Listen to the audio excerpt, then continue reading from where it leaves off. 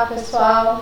Dando sequência, então, na nossa aula, eu gostaria de dar mais um exemplo para vocês em relação a uma norma onde nós temos treinamento específico.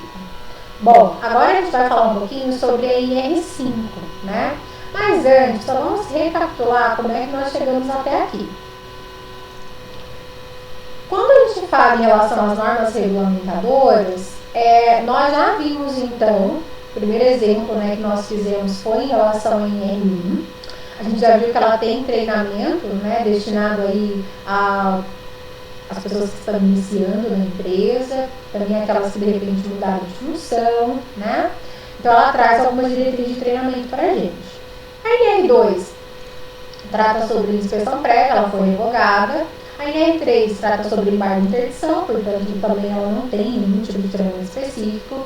A INR4, que trata sobre as diretrizes, né, as atribuições do SESMIT, ela traz que nós profissionais de saúde e segurança do trabalho devemos aplicar os nossos conhecimentos, mas ela não traz nenhum treinamento específico para o trabalhador, que é o nosso foco, né, nesse inventário. Então ela não traz também nenhum treinamento específico. Depois dessa norma, a gente chega aqui na INR5, que trata sobre a CIPA, a Comissão Interna de Prevenção de Acidentes. A CIPA, nós sabemos que todo cipeiro deve passar por um treinamento, então ela traz já aqui uma diretriz que nós devemos observar, tá? Vamos acessar aqui a norma, vou clicar aqui. Ele vai gerar um arquivo, né, em PDF pra gente, às vezes demora um pouquinho, mas já ele já abre aqui o arquivo.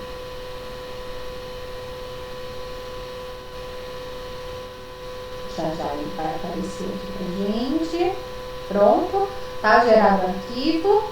Vamos observar aqui então os itens que tratam sobre treinamentos específicos. A gente vai ver, ao chegar lá no item 5.32, que ele traz aqui pra gente, ó, treinamento.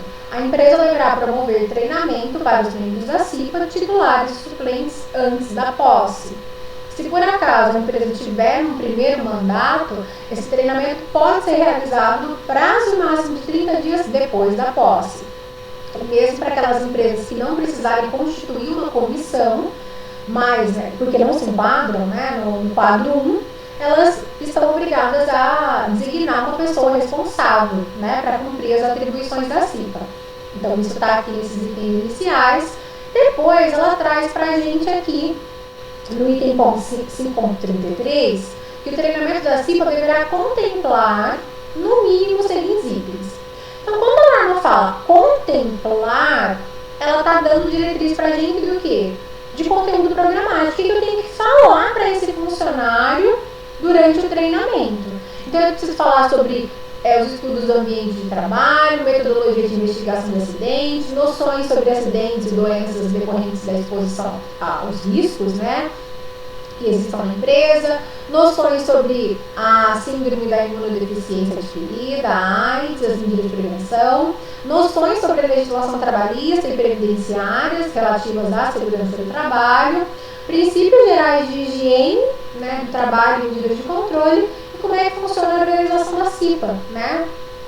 E outros assuntos que forem pertinentes aí ao exercício das atribuições dessa comissão. Um outro item que a gente pode observar que a norma também nos traz é em relação à carga horária.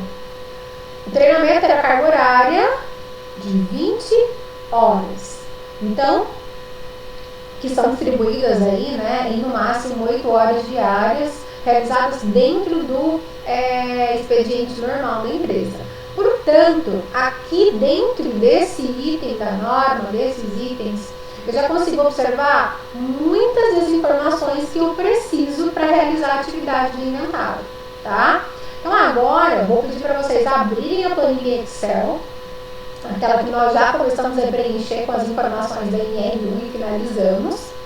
Vamos abrir ela então, para a gente poder colocar aqui as informações da INR5, né? Então a gente está construindo aí o nosso histórico. Então a INR específica é INR5, que é o treinamento então dos membros da CIPA e do designado, né? Carga horária, nós já vimos aqui que a própria norma nos deu essa informação, então a carga horária é de 20 horas. Características do treinamento. Possui reciclagem? A norma não define uma reciclagem, né? Isso não vem definido da norma, até mesmo porque todo ano ocorre a renovação da CIPA, né? Então é eleita, aí indicada, né, os membros da nova CIPA, e no caso do designado, a norma também nos traz aqui que ele deve ser treinado anualmente. Então a norma não estipula reciclagem, mas esse treinamento ele é anual, né? Então anualmente essa comissão ou designado, eles devem ser treinados. Embasamento legal. Aqui eu coloquei aqueles itens, os 3 primeiros itens, né, lá da norma. Que a empresa deverá promover treinamento, que esse treinamento em primeiro mandato pode ser realizado, então, no prazo máximo de 30 dias depois da posse, contado a partir da posse, e que, para o designado, né, esse treinamento tem que ser realizado anualmente, tá? Então, eu coloquei aqui alguns itens que embasam o porquê desse treinamento. Conteúdo programático. Lembra que eu falei com vocês agora há pouco? A norma não traz pra gente explícito, escrito lá, conteúdo programático. Não. Vamos verificar aqui o que ela nos diz, ó. Ela fala assim pra gente, que o treinamento de CIPA deverá contemplar no mínimo. Então, esse é o conteúdo mínimo que deve ser transmitido ao trabalhador no treinamento de CIPA. E aí ela nos elenca isso, né?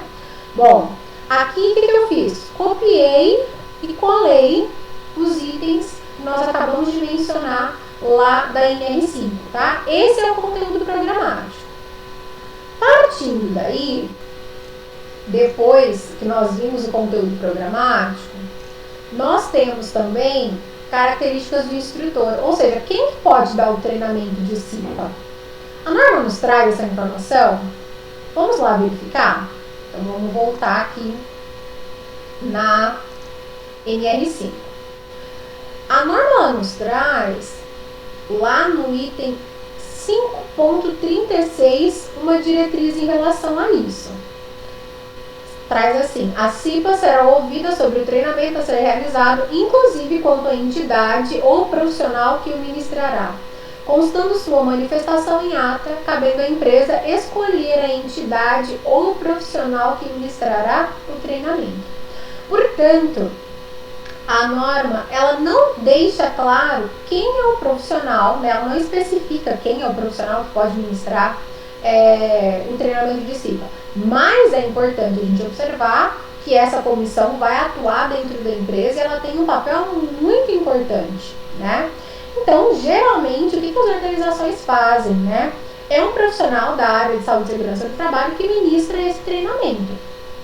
Então, aqui na nossa planilha, vocês podem observar, nós colocamos assim, coloquei aqui assim no exemplo. Profissional com conhecimento em saúde e segurança do trabalho, técnico em segurança do trabalho ou engenheiro de segurança do trabalho, tá? Mais comum, o técnico de segurança do trabalho pode ministrar o treinamento de CIPA? Pode, mas lembrem-se de uma coisa que eu gosto muito de reforçar. Para saber se eu tenho ou não, né, a competência para poder aplicar um determinado treinamento, eu tenho que olhar onde? No conteúdo programático. Se aqui tiver algo que não for, né, que não faz parte do aprendizado do técnico em segurança do trabalho, ele obviamente não vai poder ministrar aquele determinado conteúdo. Então isso é importante. Mas no caso aqui do conteúdo programático que é solicitado pela NR5, né, tudo que está aqui, um profissional de saúde e segurança do trabalho consegue ministrar. Posso fazer, por exemplo, também uma parceria lá na minha empresa? Eu tenho uma enfermeira, eu tenho um técnico de enfermagem lá na empresa, faz parte, né, lá do SESM, de enfermeiro do trabalho, técnico de enfermagem do trabalho, e ele é que vai fazer essa parte aqui que fala sobre AIDS, né, sobre doenças sexualmente transmissíveis. Posso fazer uma parceria com ele? Pode, claro, né? Isso é até comum de acontecer quando a empresa tem aí um SESMIT mais completo dentro da própria organização, tá? Mas o técnico de segurança do trabalho em si consegue dar esse treinamento? Consegue, porque ele está falando, né? Noções sobre doenças sexualmente transmissíveis, né? AIDS e medidas de prevenção. Então, o técnico de segurança do trabalho é um profissional que pode sim ministrar o treinamento de CIPA dentro das empresas, certo? Então, esse é um outro exemplo. E aqui, por último, eu coloquei observação, que é um item que fala, né, em relação a essa questão de quem pode ministrar o treinamento. Eu coloquei aqui ele aqui como observação. Não necessariamente vocês precisam colocar, tá?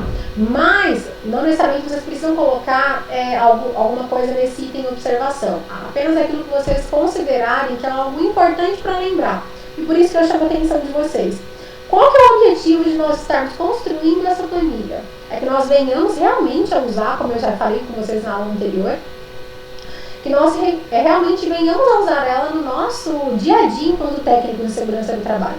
Então, as informações relevantes, né, que eu puder levantar e colocar aqui são de extrema importância que sejam colocadas, para facilitar essa consulta quando eu for querer saber, por exemplo, quais são as peculiaridades que eu tenho no treinamento de CIPA, tá? Então, isso é importante nós estarmos observando, ok? Agora, vocês podem dar continuidade a essa atividade, observando, então, olhando para as demais NRs aí, depois da NR5, que tratam sobre diretrizes de treinamento específicas. Tudo bem? Um abraço e até mais!